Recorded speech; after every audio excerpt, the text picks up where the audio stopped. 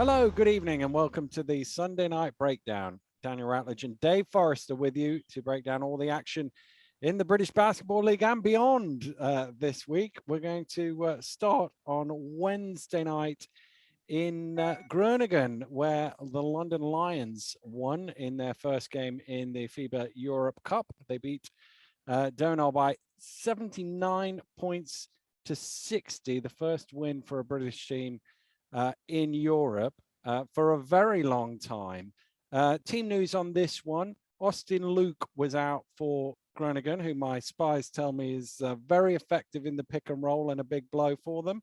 And obviously the Lions with two extra players in this competition, with Majauskas and Teague available. And the first thing I noticed, Dave, in the first quarter, Teague comes off the bench. He had one of the greenest lights I've ever seen. Basically, if he wanted it, he got it. Yeah, I mean, the first 5 or 6 minutes, no one could make a shot, and Lions were getting good shots, and Groningen were getting decent shots, but it kind of, everybody was feeling their way into the game. And then, as you say, T came off the bench as the sixth man, and very NBA style kind of mentality, which was, if I'm the sixth man, I'm coming in to score, I'm coming in to shoot it. And obviously he hasn't played for 3 or 4 weeks, so he needed a little bit of time to get his rhythm. But once he got his rhythm, then you could see that he was at a different level in relation to individual scoring to basically anybody else on the court. So, having somebody who's played so much in the NBA at a guard spot, who's had to create their own offense, to come off the bench for you in a Europe Cup game is something of a benefit. I don't think anybody else is. I mean, this is, at the end of the day, it's something of a benefit. Yeah. And the game really wasn't that close. And one didn't think it was going to be that close after, T kind of established himself. But that was primarily, I think, because, London, I mean, it was, 7 basically foreigners and Jordan Williams, who's the only one I think who'd ever played a BBL championship game. Looked a very coherent unit. They looked well recruited. They looked like they knew where they were going. They played off Reese, but Washburn really stepped up as a really solid 4-man in both in Europe and in the BBL. And the extra kick that Teague and Majauskas gave them, meant that I think it was 15 or 17 points at half time. And you never really saw it coming back. They went from 15-17 down. They went on a 16-3 run. They got up 11. They were up 17 at halftime and spent most of the third quarter up 20. We're 60-44 at the end of the third. And as you say, it felt like it was just a margin of victory type thing. But Donar did make a run at them and got it down to 12. And actually, it was when Nwogbo got injured and went off. He was really good, wasn't he? And that really hurt them once he went off. Yeah, and it was one of those games whereby I always, even when they made that run, I didn't see it continuing. Yeah, you didn't think they were coming back. Didn't think they were coming back. I mean, the crowd gets into it for a couple of possessions, but in games like that, there's always one possession where you've got a shot. I think they had a 3 in a corner 3 to get down to 9, and they missed it. And at that point, I think there was a run out the other way, and it became a 14 or 15 point game. And that's your momentum just gone. That's it. It's that you don't have the space in the game to kind of trade a couple of possessions. It has to be a miracle recovery, and the miracle recovery means you have to make play after play after play, and more than that, the other team has to melt down. And it did not look like London were going to melt down. And to be fair, Vince kept his rotations tight. He's been criticised multiple times. Interesting, that one. I was going to ask you, because obviously we've all talked about the depth that London have, but he actually shortened the rotation, as you say. Jordan Williams was the only British player to come on court. He kept it tight, as you say. He did, yeah, and I think it was a smart move. Ultimately, they were in the control of the game. You don't want to be throwing guys out there in the third quarter who basically haven't got the rhythm of the game. It's tough for other guys coming off the bench because ultimately, Teague's got the ball in his hands a lot. If Teague hasn't got the ball in his hands, Reese has got the ball in his hands. So if you're not in the rhythm of the game, you're going to struggle to necessarily make an immediate impression. So I thought he absolutely nailed it. You don't need 12 guys to win. You might need 12 guys to win over the course of a season, but you don't need 12 guys to win a game. And the biggest point about that game for London was, basically dropping a mark to say, look, we belong. And we might have an English team's moniker or a UK team's moniker, but that doesn't mean that we're not here to compete. I mean, the reality is they are a BBL organization. It's not a BBL team. No, it isn't. I must confess, I looked at that group and thought they will get through that group. The interesting thing to me is when they play Bayreuth, because that's a decent BBL team and German BBL. And how do they stack up against that? I expected them to beat both the other two teams in the group. And obviously Leicester played Donar preseason and actually pushed them pretty hard without Gino Crandall and without Zach Jackson. Yeah. And without this Italy. And Loving had just turned up. And so it was and then you've got a London team who've been together for 2 months and have 2 extra guys to bring into their BBL roster. Yeah, and it frustrates me at times because we have this conversation about which kind of exists in British basketball circles about how Europe is Europe. It's like homogenous. Big homogenous thing. Yeah, a big homogenous thing. It's not. It's massive. I have the benefit of having been involved in recruiting players for a long time, and I know which leagues they come from. I know which leagues that we seek to get players from. I know which kind of leagues translate well to the BBL. And the Dutch league is one of those guys. One of those leagues. Justin Gordon was very good in the Dutch league. Played for us. He played for the Eagles. He was very good. And Zaire Taylor was very good in the Dutch league. Ramon Fletcher played well in the Dutch league. Comes across. It's a league which translates well, which suggests that there isn't any particular gap between the best teams in that league and maybe 1 or 2 who've got a little bit more money and the BBL overall. And you could say that about Slovakia, Czech Republic, German Pro A, France Pro B, all sorts of leagues. So this kind of thing that we've won in Europe, it's fantastic.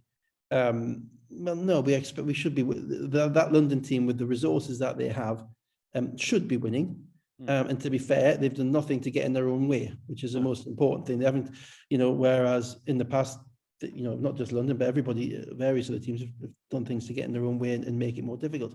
Now that said, it's not, I know it's, I think 2004, you tweeted about Brighton Bears beating Sheffield 2004. And then I think before that, you'd probably have to go back to Birmingham Bullets in the NEBL, probably 2001, 2, something like that.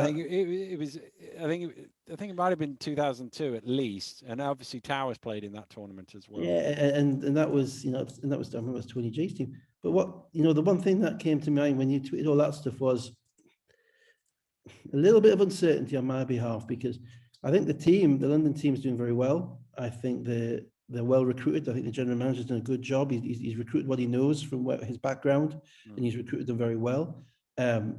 Coach is doing absolutely nothing wrong, and introduced an NBA guy off the bench, which isn't easy. It's something that you've got to handle. You've got to get people on side, and they seem to have a singularity of purpose, which is really good. I'm concerned about the organisation because that Brighton Bears team, that was a great win against Sheffield. 2 years later, they weren't playing basketball. 2 years before that Birmingham Bullets team, they weren't playing basketball 2 years later. And the same at the London Towers. And I'd like to see more from their owners. I'd like to know who their owner is. I know it's a hedge capital fund, it's 777 partners. I've yet to see anybody kind of put their head above the parapet and say, this is our plan, this is what we're doing, to put their name to the organisation, as it were.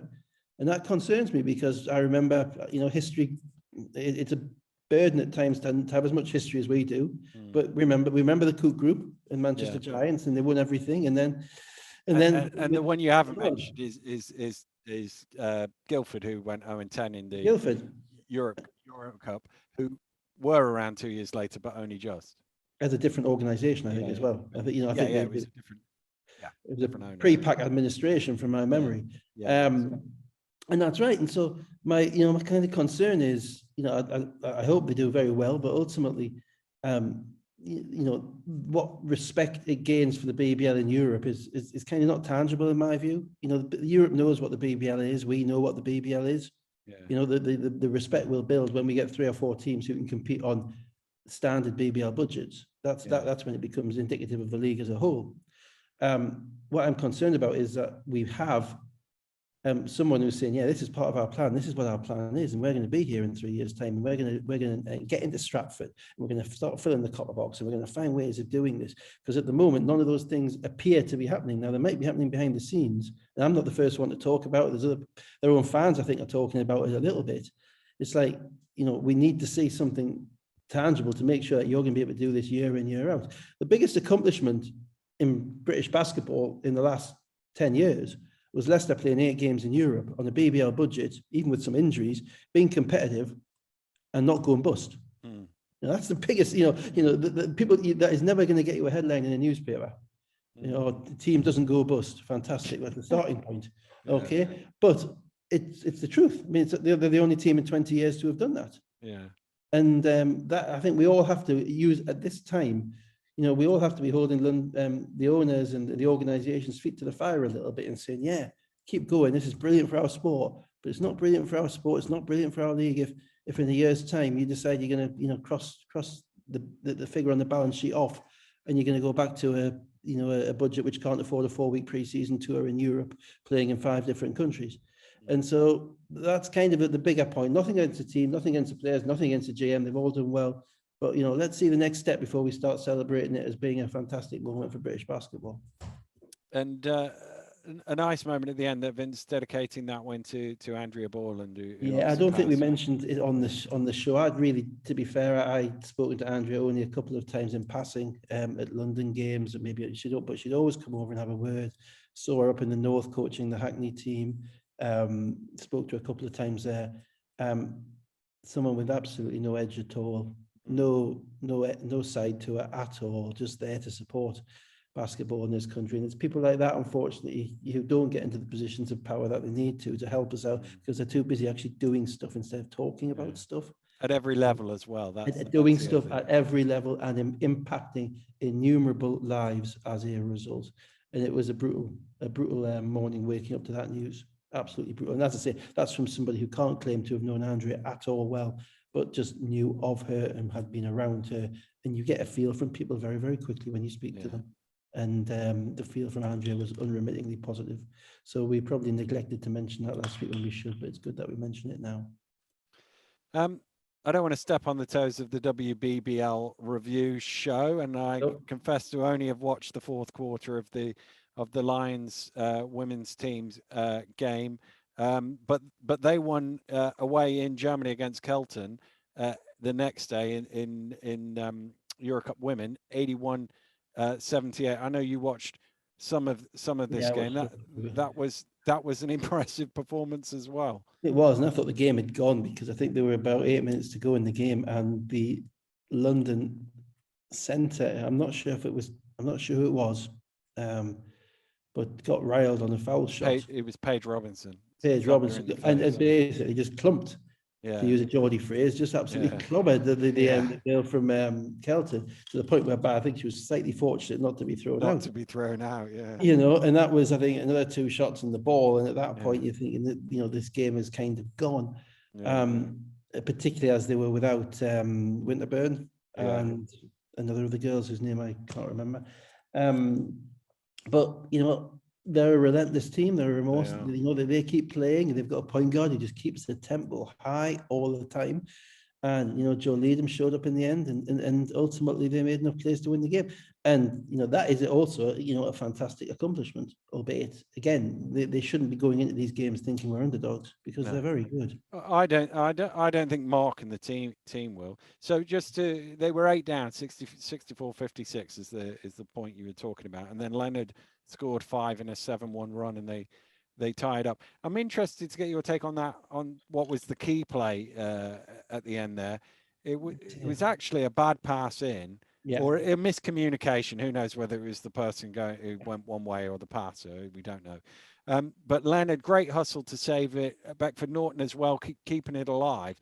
But at the point at which London got the ball, I actually think that hurt the defense, because suddenly they were thinking they were going to come up with the ball. They were scrambling about, and as London moved the ball around, they couldn't recover quick enough. Yeah, that's right. If you get, it's difficult. If you're on line to get a steal, then you're off and running. And that's what coaches will want. Get yourself away, anticipate the steal, get yourself down the court. But I mean, Leonard's play to keep the ball in the court was immense. I mean, it was a difficult physical play. It's not necessarily just the effort. Lots of people can run around and jump in. It's actually having the physical coordination to do that, to get the ball in your hands, to make sure you know where your feet are, to flick it back into an area whereby your team has a chance to retain it. She did, and then the ball found its way around to Leadham, and yeah, they were a bit discombobulated. But then Joe Leadham knocked down the shot, and Joe Leadham, has been our shining light probably since before the 2012 Olympics. We're all looking at these. I'm looking at these players now who've been around for a long time and have kept their bodies in order. And you actually think, and you look at them, gee, these guys have played, people, male and female, have played for so long. And there's a reason they've played for so long. It's because they're dedicated to their craft, they're dedicated to their bodies, and they know when a game's on the line. Yeah, a big shot from Leadham Warner. Both teams gets a stop, and then Keltern gets a breakaway layup from a turnover on an inbound. I think it was 2 seconds left on the shot clock.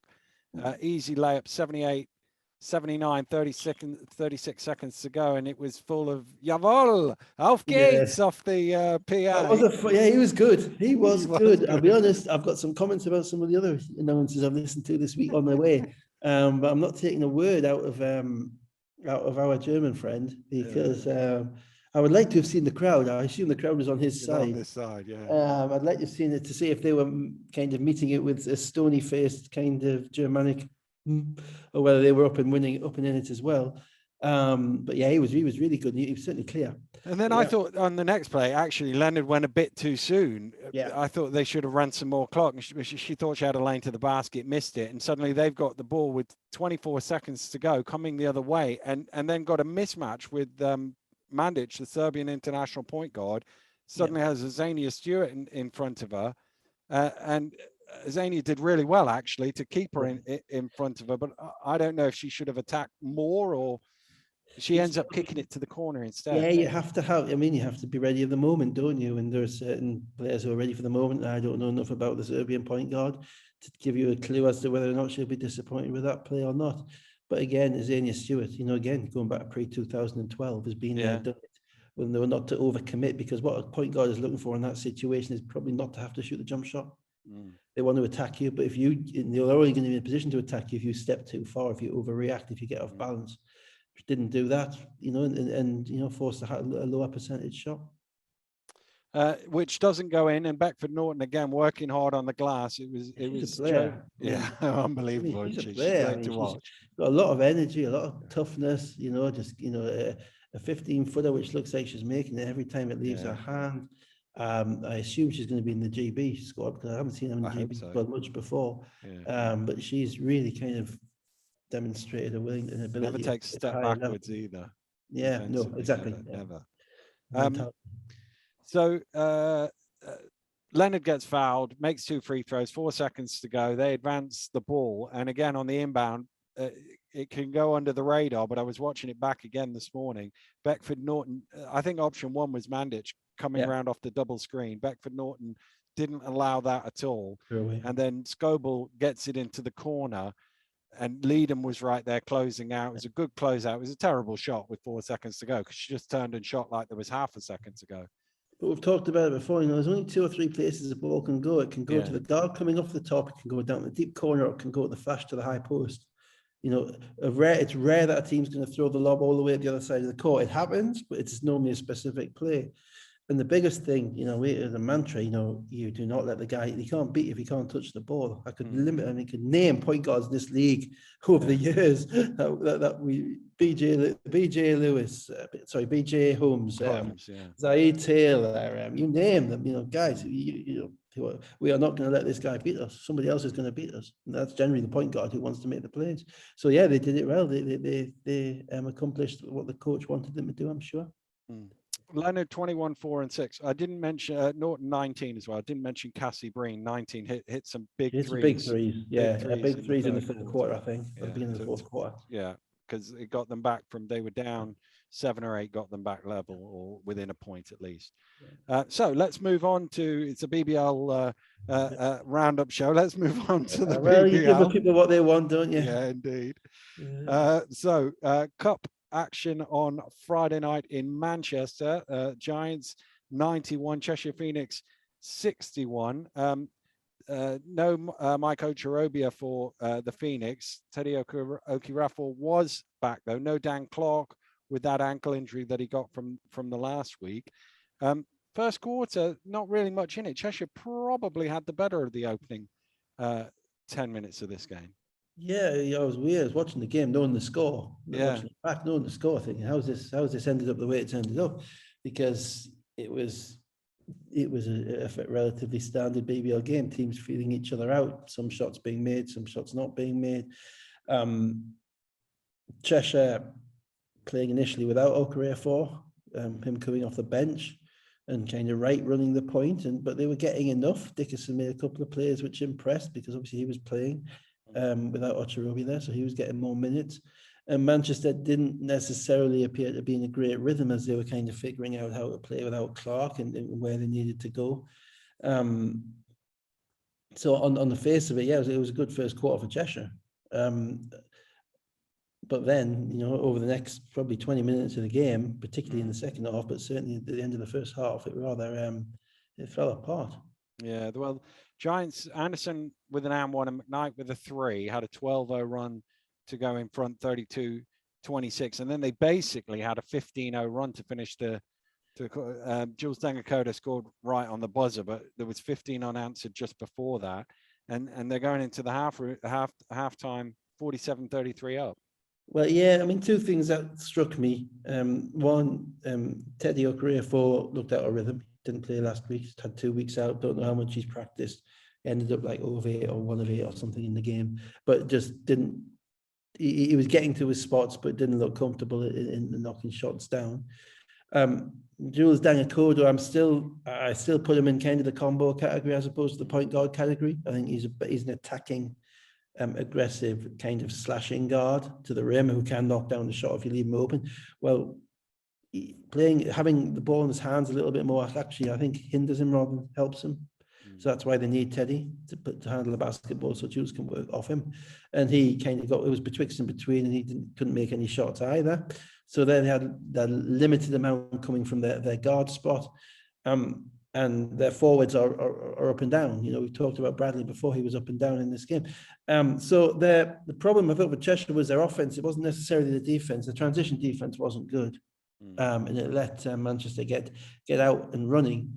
But they had a lot of one kind of shot from the perimeter by guys who weren't shooting the ball well. And as they kind of got down in the game, they started to chase it a little bit more. I thought they didn't really get much high percentage. And when they started to chase it, Manchester picked them off in transition, particularly the 3-point shot. Yeah. And then the little point guard turned it on. Tariq Armstrong, he basically worked out what was going on in the second half, and they had nobody who could stay anywhere near him. Yeah, Saunders had a couple of threes in that run at the end of the half, and then Armstrong had 8 in a 16-1 run. Same rule again, man. Will Saunders, he had 2 open looks early, missed them, but if you give shooters open looks early, they're going to make them eventually. And the thing with Will is he's 6'6", he's got long arms, he shoots it from behind his head, it's unblockable. So if he's in rhythm, he's comfortable, he's getting his shot off. You've got to get right up into his body and stop him getting the ball above his head.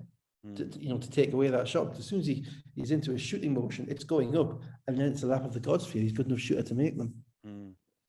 Steele also hit a couple of threes in that run, and 63-36 was basically game over. They were off Armstrong's penetration. Armstrong got to the rim a couple of times. Then he held the ball late and threw it to the corner. Then they went under the screen. So in the other 3, I just thought he kind of took over, and then McKnight kind of finished them off as well. 24, 5 and 8 for him. McKnight had 17, 6 and 4. Saunders 16 and 7 in 16 minutes, including 3 of 6. It's going to be an interesting thing for Cheshire moving forward, because this league is now replete with a significant number of small point guards. I'm looking at Johnson. I'm looking at Armstrong. Obviously, looking at Fletcher. Kind of Crandall, it plays like a small point guard because he's so quick. So he's dexterous with the ball, so he counts. And then we've got the other teams who've got the big point guards, Surrey with depends how long Lawrence is there, but with Davis, London with Reese, but Justin may come back. The issue I think for Cheshire is going to be staying in front of the little point guards. I've probably missed 1 or 2 there as well.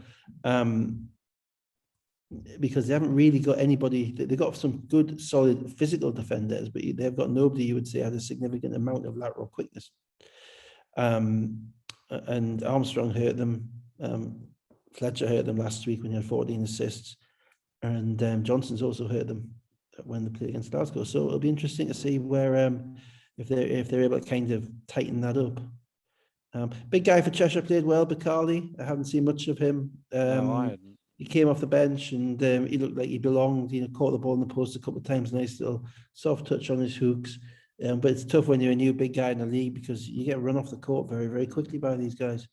And Manchester just look like they're really comfortable and confident, and they've got their team, they've got their rhythm, they've got their driving lanes, and they've got their players in the corners to knock down shots. That's what they did. Just one more thing. A memo to the league. The Giants commentator on the microphone. The guys on the commentary, great. Dave and Jason, love your work, fantastic, great fun. The guy on the microphone cannot be shouting out the shot clock. About 5 times in this game, he shouted out the shot clock. You cannot do that. That is a no-no. Yeah. If I'd been on that, I mean, you don't normally hear much from the commentators, but you can't really miss much because he stood right next to the Cheshire bench. You can't be shouting out, there's 9 seconds left in the shot clock. That's the system of the team. Yeah, and he probably needs to decide whether he's going to commentate or whether he's going to cheerlead, because doing them both is just one too many. Yeah, that is against the rules. Right, let's move on. And now one for the rules, Dan. You know me. Yeah, indeed. Man of the law. Let's move on to Sheffield. Sheffield Sharks 85, Newcastle Eagles 64. Newcastle hit by COVID protocols on this one, so they had no Defoe, no Shelton, no Sayers. Coach McLeod was also absent, so Gary Stronach stepped up in his absence, and then Sheffield scored the first 9 points of the game. And you think this is going to be a long night for the Eagles? Yeah, I mean, I thought Newcastle looked shell-shocked at the beginning, and they didn't know whether to stick or twist. They didn't know whether they were going hard. They all kind of knew they were going to be playing a lot, and they didn't play with any conviction early. But Sheffield didn't play with any conviction either. So it was a game in the first half that I thought it was waiting for Sheffield to put away, and they never quite did. Be it giving up stuff in transition to Newcastle. Sometimes Newcastle didn't finish. Sometimes we don't know whether they did or not because the cameras didn't show us. Other times, they just didn't make shots or whatever. And I thought Sheffield were playing down to the level of the Newcastle lineup that was out there. It was almost sometimes you get that though, don't you? You turn up, you see half the team's missing. You think, oh, we're going to stroll this, and actually they're up for it because this is an opportunity, a free hit if you like, and Sheffield are not quite at it. Yeah, I don't think Fletcher was right in this game. He seemed to maybe be betwixt and between. He wasn't sure whether he was going to be playing the full 40 minutes, if he was holding stuff back. He didn't quite have it the same purpose he normally has, and I think he was in person couldn't make a shot. So if Fletcher was like 2 of 13. Shooting. Yeah, Fletcher's 2 of 13. Person is like 0 of 8 from the 3-point line, and Sheffield still aren't winning. Which is aren't winning by many. Which is why I say I don't think Sheffield had it going either. So it's pretty forgettable first half, really. There was a dunking transition by Johnson Thompson. That was about it, really. Let's go to the second half then. And it's 47-35 to the Sharks after 3 minutes. That was the point. It looked like they might get away. They were only 6 up at half time. And then Vincent and Johnson twice hit from behind the arc to make it 49-46. But also in that run, Kyle Williams got a hand injury. It was one of those where he had a little hand on Joe Muvizola, and he sort of swiped him away like that, and he instantly grabbed it, came out of the game, never came back. That's right. So I think he was having it from my sources. He was having an X-ray yesterday, so I don't know what the result of that is. I don't know if it's a broken bone or nothing. But if it's a hand injury, it's never good because you're worried it's a ligament and maybe a thumb ligament or one of these broken little bones in the hand. And he was their extra kind of potential source of offense. But notwithstanding that, Newcastle actually got back into it to get into the lead, and it was one of those kind of moments whereby 55 with 12 minutes to go, they were whereby you're kind of thinking, is this kind of happening? Because that neither team had played particularly well, but as you say, it's one of those games whereby it was almost like Sheffield were waiting for Newcastle to go away. But Newcastle got a little bit more belief, and as you say, Johnson knocked some shots down, and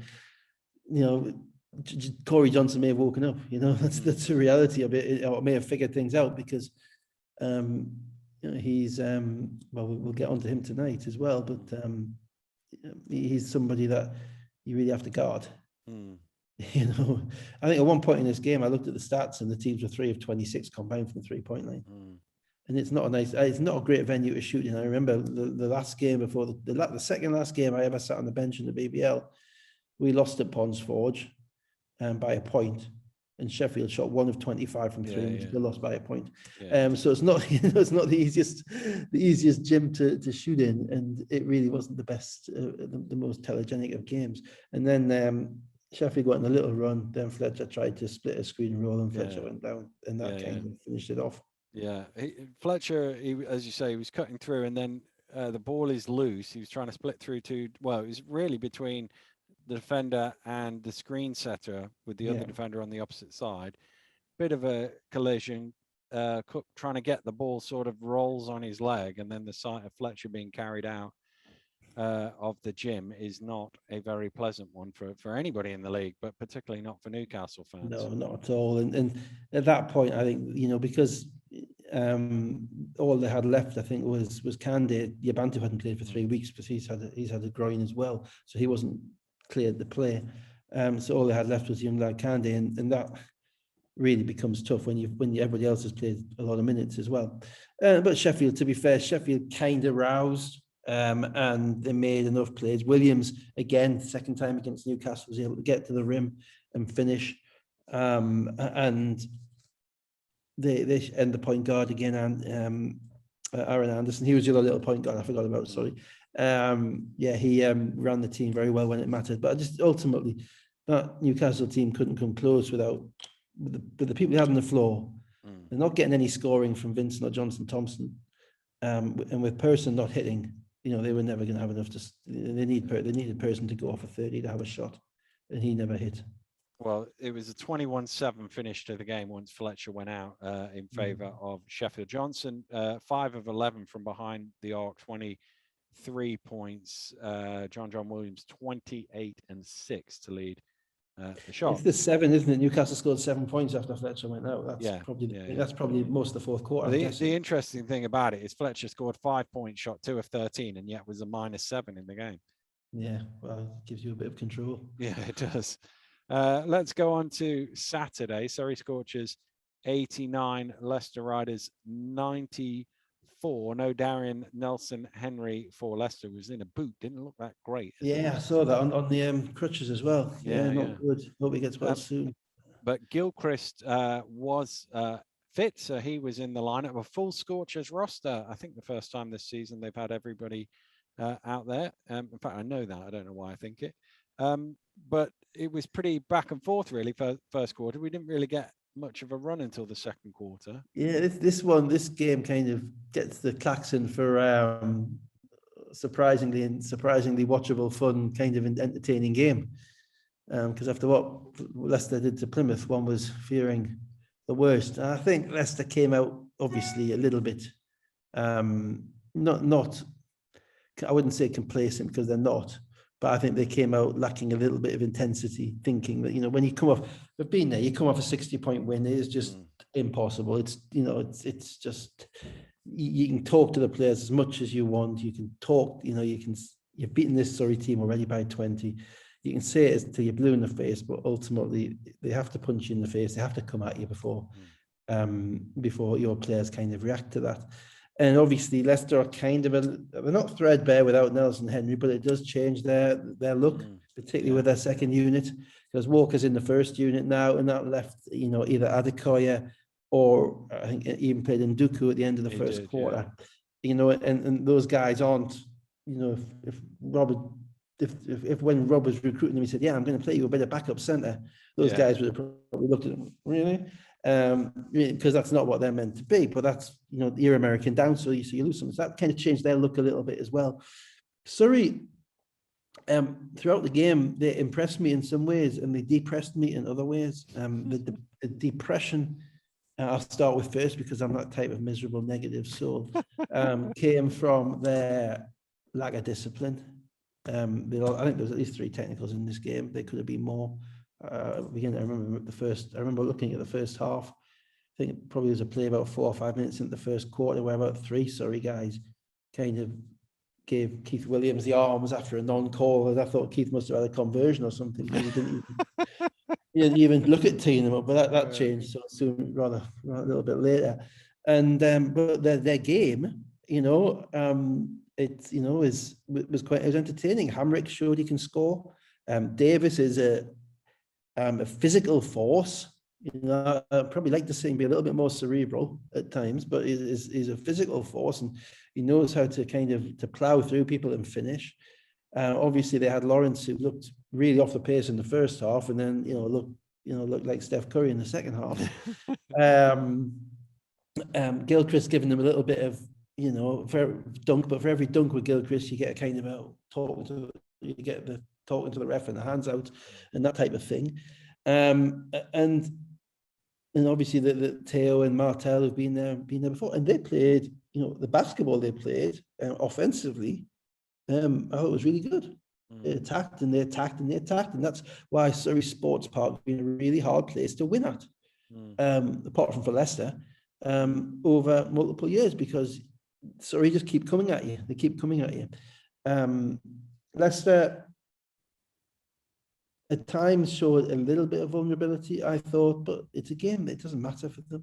Ultimately, they want to win the basketball game, but the most important thing is they don't end up with any further injuries. And I thought Gino kind of walked through the first half, and then the second half he decided, okay, we're not going to lose. And he found a way to break down the Surrey defense whenever they needed him to. So Leicester had a 12-2 finish to the half, or late in the half, and Loving with a 3 on the buzzer. On the buzzer, yeah, nice one-legger, yeah, right. Yeah, we think it went in. Yeah, we did. We think he won a season ticket to the Scorchers as well. That's right. I mean, if you missed it, you got 2, right? Yeah. Sorry, Scorchers. Sorry, cut that out. If he doesn't cut that out, it's not me. The numbers at halftime were weird. Leicester were 4 of 14 from 2 and 8 of 15 from 3. And then Surrey were 8 of 16 from the free throw line. Painful. The Riders. Yeah, that was tough. Yeah, the Riders went up 16. They had a 9-2 run early in the third. Scorchers scored the next 8, but really, from there until about 3 minutes to go, it was one of those things where you never thought Leicester were going to lose. No, they couldn't sustain any defense. And it was frustrating as a coach watching Leicester get so many open threes, because without Nelson Henry, you don't want them beating you from the 3-point line. The only guy you really want beating you from the 3-point line is Crandall, and they let Crandall beat him from the foul line. So everybody who wanted, Loving wants to shoot threes. I think we've seen enough about that now to know that if he's got his feet set, he's going to catch it, and he's very likely going to knock it down. Zach Jackson, who is now the kind of Elijah Mini replacement player in my man cave, whatever, because he's played some great basketball. Is going to knock shots down. Kimball McKenzie is going to knock shots down, and then Leicester lost Connor as well, so they didn't have him to knock shots down. But even Patrick Wheeler made 4 threes in this game, and you're standing there thinking, make these, as you say, the 4 of 14 from 2, make them drive. You've got a 7-footer in there. You've got Robert Gilchrist in there. You're going to challenge shots. Legend Robertson made Mo Walker look small, and I've not seen that happen yet. Right? No one in this league I've ever seen has made Mo Walker small. But he made him look small. Yet, Surrey are kind of challenging Leicester, who are historically full of good 3-point shooters, if not great 3-point shooters, to make those shots. And that was the other point that depressed me about them, because I was waiting for them. And that's why they couldn't get back in the basketball game, because ultimately they needed to play the perfect fourth quarter. They needed to score every single time down, because they weren't getting enough stops. And more than anything, how many free throws did Gino shoot? He was 16 of 18. 18 foul shots. Yeah. Now, he's a guy that you have to keep out the paint. He's a 30% 3-point shooter, and you're letting him, and he's just coming over a screen. You're chasing him over screens. He's in the paint, and you're not disciplined enough not to foul him. And so that's why I came down to discipline. It was discipline with the refs, discipline on defense, and discipline to defend the 3-point line. You got to do a lot of things right to beat Leicester, even when they're on demand. And playing hard making big plays and then relying, and then even Andrew Lawrence going silly at the end. It's still not going to be enough unless you can get a stop. That was the thing. It was 74-87 with three minutes to play, and then Lawrence just went crazy. He hit 2 threes to cut it to 7, and then he had another one and a 2-pointer, and it was down to 3. They always looked like they were going to run out of clock before they got there, because at the other end, Crandall was drawing the fouls and just automatic from the free throw line. Yeah, I think Rob was frustrated with with Lawrence getting those shots, particularly the second and the third ones. He got one, I think they were down by 6 with 33 seconds to go, and he got one off an inbounds play in the corner with like 2 seconds on the shot clock. 2 seconds run off the shot clock, and it's like, just get up on him, make him drive. You can make him finish. A 3 doesn't beat you, a 2 does. So I don't think Leicester finished off the game the way that they would want to do defensively. But there's a lot of attention to detail in this stuff that comes to beating good teams, and Surrey didn't have enough attention to detail. And 3 technicals in a 5-point game matter. Yeah, and the other thing, if you go back to the free throws, Scorchers was 16 of 26 from the free throw line. Leicester were 25 of 28. Yeah, well, that's the game, isn't it? There's a 9-point difference on basically the same number of free throws. Leicester also 13 of 24 from 3-point line. Yeah. Crandall with 27, 6, and 7, although a -1. We always talk about his Yeah, he played a lot though, to be fair. And he played the whole second half because Connor was hurt. So I don't think he came out in the second half. The thing that impressed me about him was that he became a scorer, even though he was getting to the foul line that's doing it. The thing it impressed me about Crandall, it depressed me about Surrey, because they allowed him to get to the foul line. You've got to make him beat you going under screens and make him shoot threes. And if he makes threes on you, you live, and you say, well played, Gino. But you can't let him get in the paint, because you can't stop him without fouling. I think he only had 5 points at halftime as well. Yeah. So I think 22 of those came in the second. Yeah, half. He was noticeably, he was a bit quizzical. He was a bit quick. He was a bit quizzical with the refs in the first half. There was a little bit of what I was saying about Fletcher in the Sheffield game as well. Whether the vibe wasn't quite right about them, but you kind of saw the switch in them click in the second half. And if you've got that switch, it's a very good thing to have. Let's move on to Sunday's game then. First of all, at the Pavilions, Plymouth City Patriots 62. London Lions 101. And you've got to say, obviously, Plymouth, with their new ownership and new rebrand and all of that, trying to build a new business with the challenges that come with that we talked about previously, about not being able to get overseas players in, and the deficit that they have, plus no Dusha and no Okoro. To have Leicester and London as your first 2 home games is pretty rough. Yeah, it's not the nicest of trophy cup groups, I'm sure. PJ was delighted when Leicester suddenly became in the south as opposed to north, Well, as far as I'm concerned, it's always been in the south. Middlesbrough's in the south. But, I'm sure that really pleased PJ. 4 games against Leicester and London with basically a team that you've recruited 2 weeks before the season who all have to have British passports. Because in the past, there's a difference, and I don't know if people necessarily understand. You didn't need a sponsor's license to bring in European players. You do now, because of the Glorious Revolution and Brexit and all that stuff. So now you can't even bring in someone from France across the water, or someone from Sweden or Spain or anything like that, whereby there's a higher number of professional players who would happily come across and play. So they are really restricted to British players, and they're restricted to British players who weren't signed in August, which is tough because that's when they got sorted. So a lot of the kind of the more in demand British players have gone, and they're then left with, as you say, basically a Champions League team or a Europe Cup team, and the historical powerhouse, their first 2 home games. They did okay. That being said, London have played 23 players in the cup this season, but they only had 8 for this lineup because they didn't have Washburn, they didn't have Reese, and they didn't have Ward Hibbett.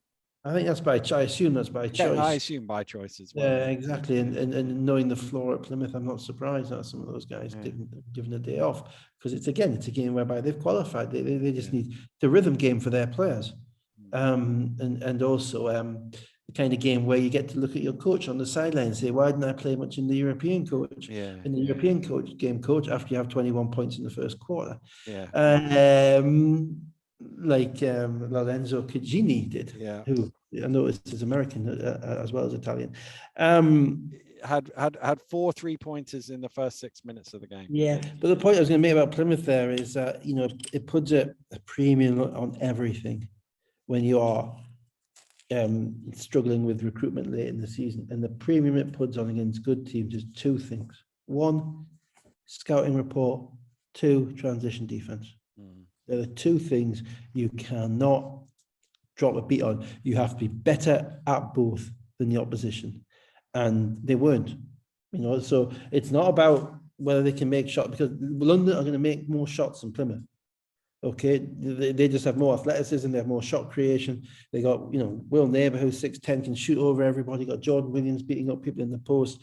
You got Cugini, who's obviously a flat-out shooter. All those guys. London are going to make shots. Kelly's going to dunk it, all that stuff. But they don't have to make those shots in transition. You can be disciplined enough to get back. You can be disciplined enough to know that you're not going to let this guy shoot the basketball the way he's shooting the basketball, because that's what he is. He's a shooter. And they weren't. And so it's not the offense that kills you, because the offense is hard for Plymouth. They don't have much in the way of shot creation. Denzel has a lot to do on his own. They rely very much on the, you know, pick and pop, and they get open shots off the pick and pop. But, you know, Shelton and King aren't great pick and pop shooters. Hart is having to run the offense, which is really not what he's best used for. And Carpenter's being introduced to the athleticism of the BBL, which isn't something he had to deal with in German, you know, Pro B or Regional Liga. And then there's very little depth because they don't have Duchenne, they don't have a Coro. But they can get the other stuff right, and they didn't in this game. And I think that's what will disappoint PJ a little bit, that they got beat so much in transition and they let a shooter shoot. You know, and you know, the thing with Cugini is he hasn't shown he can do anything else yet. And if you look at his numbers, he played in Leb Gold, but he didn't play much in Leb Gold. He's got a fairly standard BBL resume for guys coming from Leb Gold. You know, 10, 15 minutes a game, you know, more 3s and 2s, that type of thing. And he just killed them. And I think he was making a point of the fact that he hadn't played at the week in the midweek in the European game, and he's you know, you got to play me, coach. Good for him. Good credit to him. But a Plymouth friend of mine, I noticed on Twitter, bemoaning the transition defense of his. Was that all right? Was that Raw? Was it? And also in the WhatsApp to me as well. He's right. He was right. Maybe he knows something about it. Well, possibly. You should put him on telly. They did have a little bit of a run at it in the second quarter to cut it to 7, and then Lions had the last 11 points, and they were 18 up at they got the crowd going a little bit. They made some shots, and as I say, you know, King's popping and making some shots, and Nubiara's getting to the rim a little bit, and they play with energy and they play hard. I don't have any doubt about that, but they got to play smart. They don't have a chance if they're not smart, or smarter. And some of those guys aren't, you know, probably are inexperienced as well. So you're asking them to play smart, but they don't have the experience to play smart, to do all those little things that you need to do to make it a little bit harder. So, you know, I'm not going to, I didn't slate them last week, not going to slate them this week. But it's a brutal world dealing with in professional basketball, because people don't care about that stuff. They just look at the scoreboard and say, you got beat by 40. Yeah. And you can't sugarcoat it. You have to look at it and be absolutely brutal with your own guys and say, okay, maybe we can't do much about this or that, but we can sort this problem out and we can sort that problem out.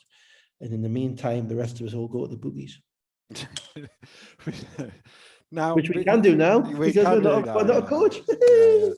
Now, full disclosure, because I arrange my life around Sunday Night Breakdown these days. I'm not far off that, but I had to go to my mum's house for Sunday lunch, which I left at 12:30.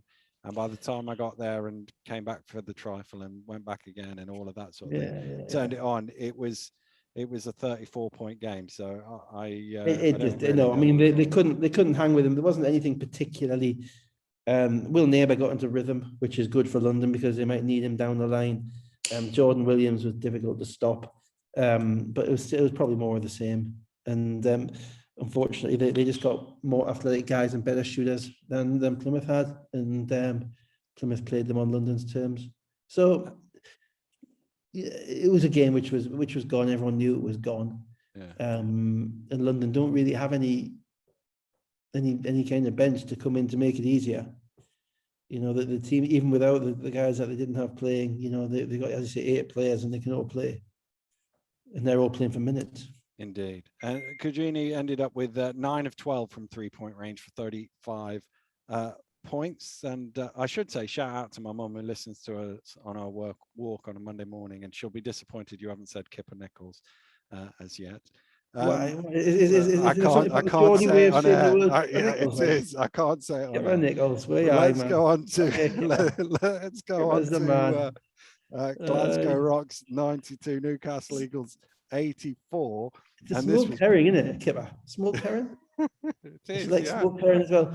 Dan's mum, next time I'm in Leicester, which will probably be never, I'll make sure it's a Sunday afternoon and we'll discuss Kipper over dinner.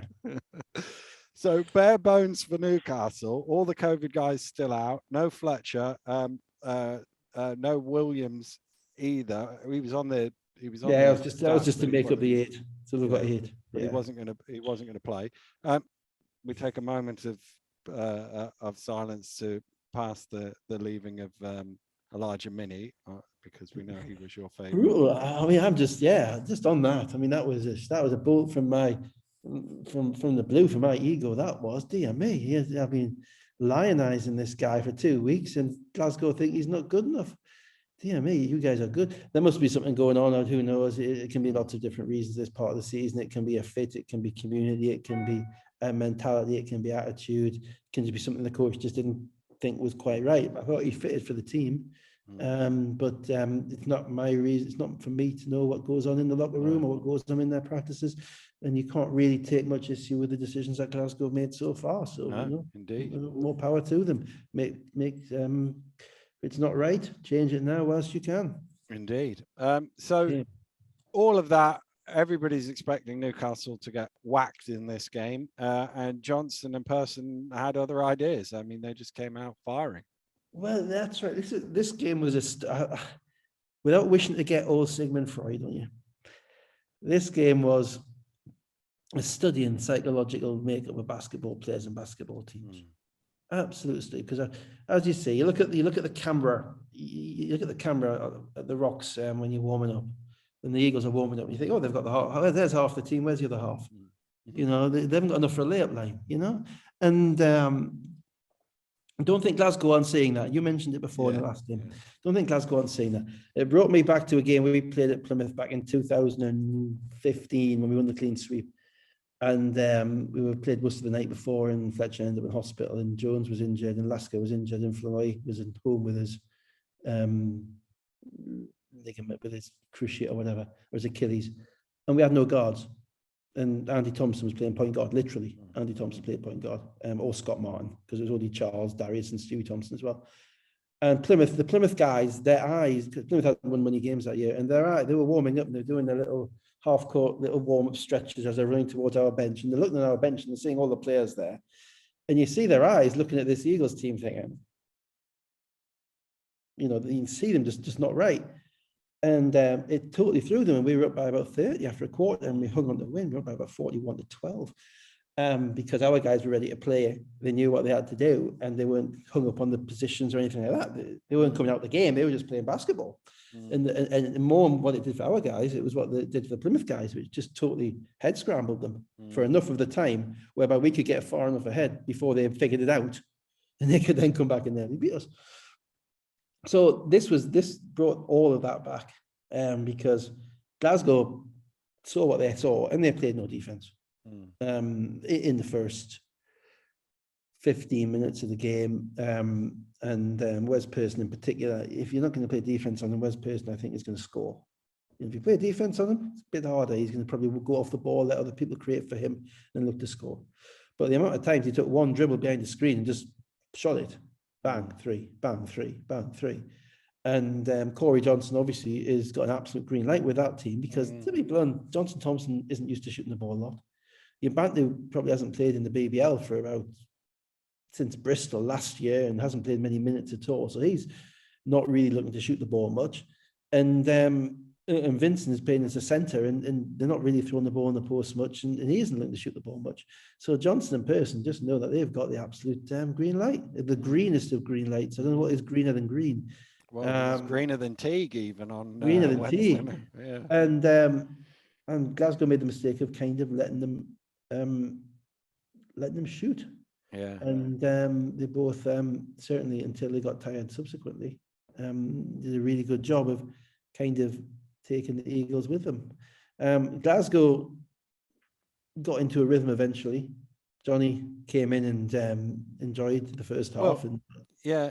So we get to the, not that this is all about my mum again, but it's 40-40. Talented lady. She's got a lot to be proud of.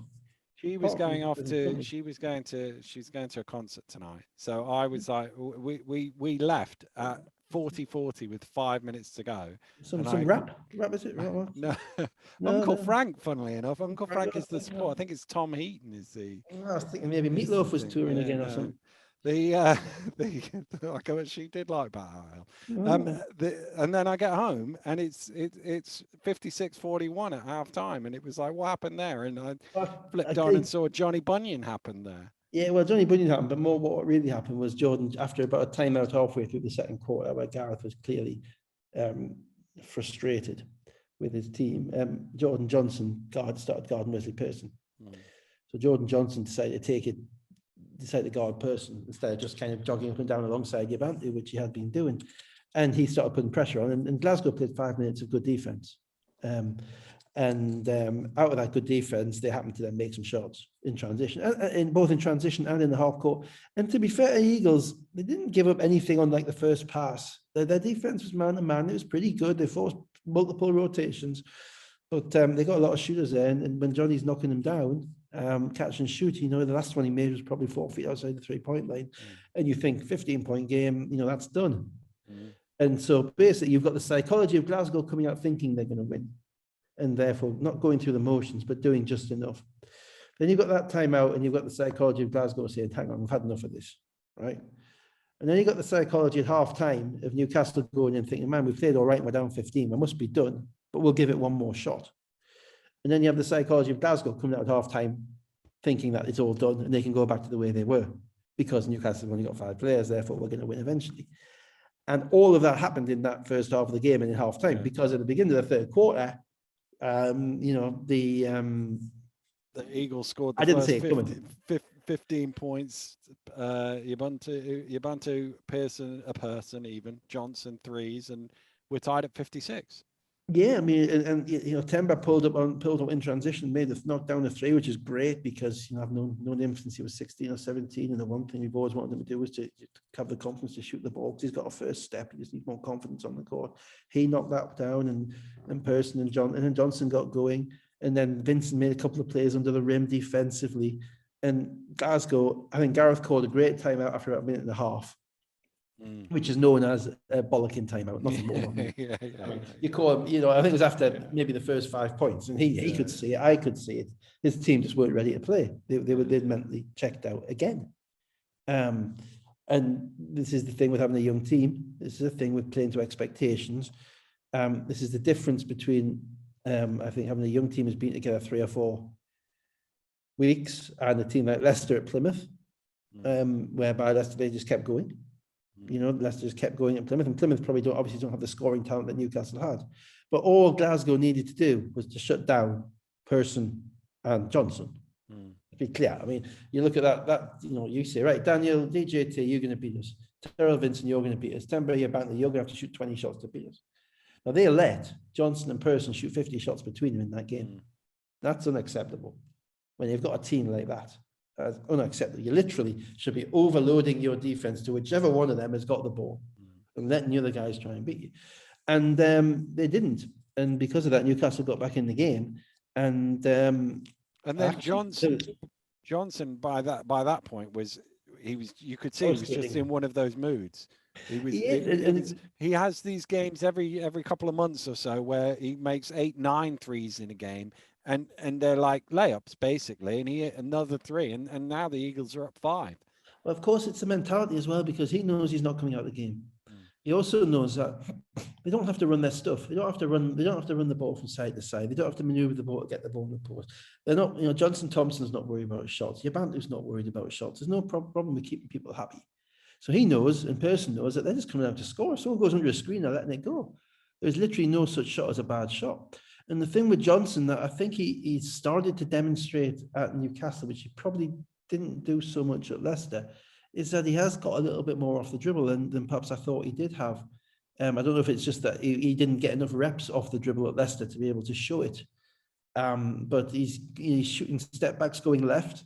He's actually going all the way to the rim at times with a step. He's going down the middle at times, which he didn't necessarily do at Leicester as much, because their penetration was primarily coming from the point guard, and the point guard was so good, or the two guard. The point guard was so good, he was just able to stand there and shoot the basketball. Mm. So we're seeing a little bit to his game that we haven't seen. Person, I think, just got tired in the game because his legs went, and there was some Newcastle had a chance in the fourth quarter, and he had a couple of open threes, one in the corner and one on the left wing, and he was short on both of them. They needed those shots to drop. I mean, it was crazy. I think I tweeted that at one point they had 56 of Newcastle's 69 points. Yeah. I mean, and at the end it would be something like 60 odd of, maybe 70 odd of 85 or something like that. They had 59 of 84. 59. Is that all? Sorry, 69 of 84. 69 of 84. I mean, that's nuts. I mean, if you on any 69, I'm confused. Yeah, it is. Yeah, now. it will be 36. It'll be 36 and 33. Yeah, 36 and 33, and you know that's just nuts. And in no way, if I'm Gareth, I'm not happy with that. You know, you shut down one of those guys and you win by 25. You shut down both of them, but it was tough. But you win by more. And they made it a game, and Johnson made a big shot when he got matched up on Daniel Johnson Thompson at the end to kind of bury the game. Yeah. And he made some plays at the end, a little bit like Crandall. He got to the rim, got to the foul line as well. So it was his game at the end, and he decided he was going to take over it. But overall, it was really encouraging. I think it was encouraging for Newcastle that they've got two guys there who can score. The issue is, are they going to be able to score when they're not getting as many touches?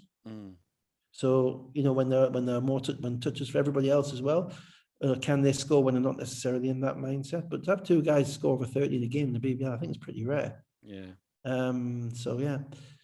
11 of 23 they were, those two from behind the arc, which bearing in mind they missed a couple towards the end, fatigued. Yeah. So that's, you got to guard them. I think it means now that basically 3 teams are through. Glasgow. Well, let's just to throw in Ali Fraser 23 and 13 shot. Yeah, and he was a difference in the game. I didn't say it. He was actually a difference in the game because a lot, probably if Eagles had Defoe, they would have had a real shot in that game. Because he would have, I think, guarded the perimeter and finished a little bit, guarded the boxed out a little bit better and stopped Fraser getting some of those tip-ins, and maybe finished a little bit better than Vincent at the rim, or at least being able to spare, kind of share minutes. So I think he was the one guy they missed, because ultimately you can't keep shooting. You've got to make a hell of a lot of shots to win a game like that. But Ali Fraser 23 and 13 at the rim, in theory, where Newcastle weren't undermatched because they've got an American and they've got a British forward there as well. He was probably the defining figure in the game. So let's before we go, talk about the qualifications through from here. London and Leicester are through from the south. They will probably finish first and second. There's still a chance that Flyers could squeeze into that, but there's also a chance that Flyers could miss out. So that shows the swing. Well, there is mathematically. There's a very small. I think it looks about 2%, judging it by my graph, but I haven't got the number to hand. So we're reasonably confident on that one, are we? Lions and Riders in some order. Flyers third and Scorchers / Patriots. Yeah, I'm virtually certain, because Leicester have the head-to-head on Bristol, don't they? And London beat Bristol twice. So therefore, in order not to finish second, Leicester would have to lose to either Surrey or Plymouth. Even if they lost 2 games to London. So no, that's first and second. I mean, I'll take whatever odds you give me on that. So yeah, and then it's probably going to come down to Plymouth having to beat Surrey to get 4th. Probably.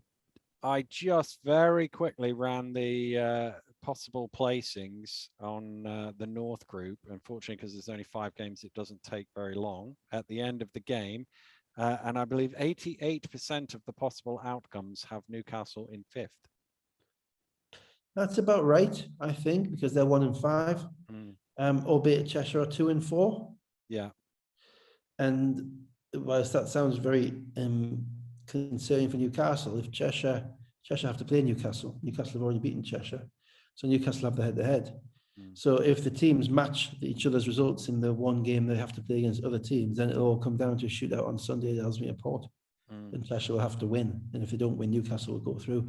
So whilst there's an 88% kind of possibilities on the probabilities that they don't get through, I think there is a higher chance that they will. If they're all healthy, then that would indicate, because they don't need many things to happen. They need to beat Cheshire. And if they win the last 2 games, they're actually through. Yeah. I mean, that is the key, isn't it? And the other 3 teams are already through, because that win for Glasgow also qualified Manchester and Sheffield.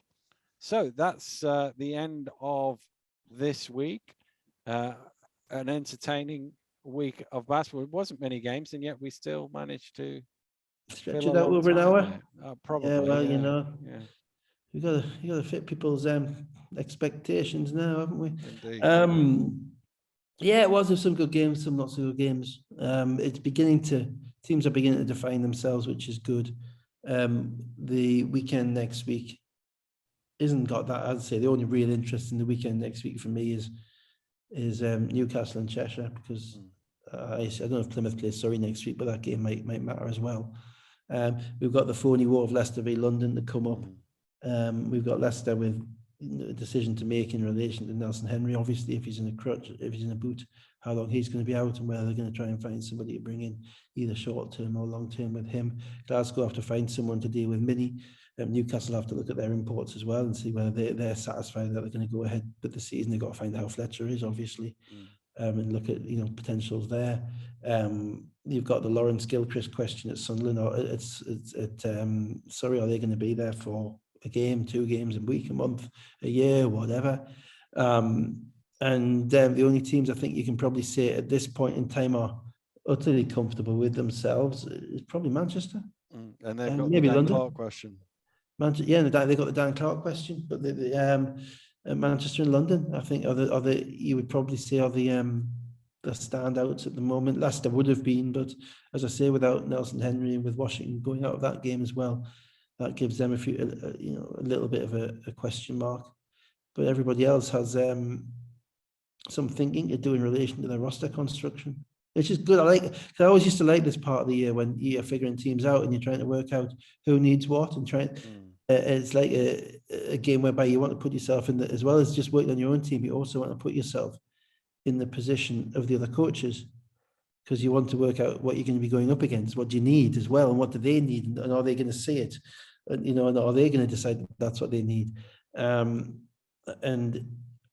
you don't need to recruit brilliantly to win, but if you don't recruit well, you can't win. That's a thing. You don't have to be the best recruiter in the world to win. There's lots of other things you can do to help you win. But if you don't recruit well, then you don't give yourself a shot at winning. And that's and recruitment generally nowadays means Americans, because British guys outside of London, we've got some very good British players in this league, but most teams are generally running with 3 or 4 of them. And they're generally in a certain salary bracket, in a certain kind of experience bracket, having played in certain leagues, be it LEB Gold or Germany or wherever. And they're the type of guys who are coming home, and they're not much for muchness, but they're similar. They're of a similar kind of type to each other. So that's your Patrick Whelan to your Jules Dancodo, to your Jamel Anderson, to Josh Steele, all of those guys, to the Teo, and you're going to get something out of all those guys. Corey Johnson, you're going to get something out of all those guys. The question is, have you got the right Americans to fit around them? Because they're the guys who are going to elevate you to the next level. And obviously Glasgow looked at Mini and thought, nah. So as I say, there's a few other teams who are going to be looking You know, we've questioned Coco already at Sheffield. He's not playing many minutes for an American. Vincent at Newcastle is struggling. The guys at Manchester, you know, Artisan and Lewis, they're okay and they're winning, so they're probably going to stick with them. And the Surrey guys, maybe, but you know, can you do a little bit? Can you do a little bit better? They're all decisions that a coach has to make. You can't know without being in the locker room. I'm not going to tell any coach to cut any player, because you don't know until you've been in the locker room with them, in the practice with them. You don't have the information to make that decision. But it should hang out. Basically, for people who don't understand, most BBL contracts have a clause whereby a player can be released within the first 8 games or the first 60 days, whichever is shorter. So we're coming up to the first 8 games now. 8 games is the cup competition in effect. And teams will have to make that decision. Otherwise, you have to guarantee, if you're going to release somebody, you have to release them in that time. Otherwise, you have to guarantee their contract will be guaranteed for the year and they won't be being released.